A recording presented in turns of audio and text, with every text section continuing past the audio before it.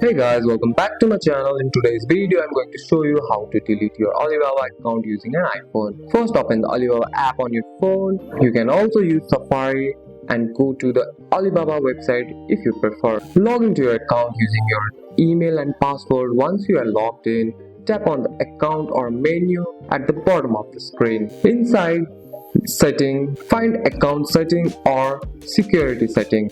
Scroll down and look for the option that says delete account or close account. Tap on it. Alibaba will now explain what happened when you delete your account. This usually means your data, order and message will be removed and cannot be recovered. If you agree, tap continue or confirm. You may be asked to verify your identity, such as entering a code sent to your email or phone number. Follow the instruction on the screen and confirm the deletion. After you finish this step, your account will be scheduled for deletion. In some cases, Alibaba may take few days to fully remove the account. Once the process is complete, you will no longer be able to log in. And that's it. That's all for today's video, guys. If you found this video helpful, drop a like and subscribe for more videos. Thanks for watching. See you in the next one.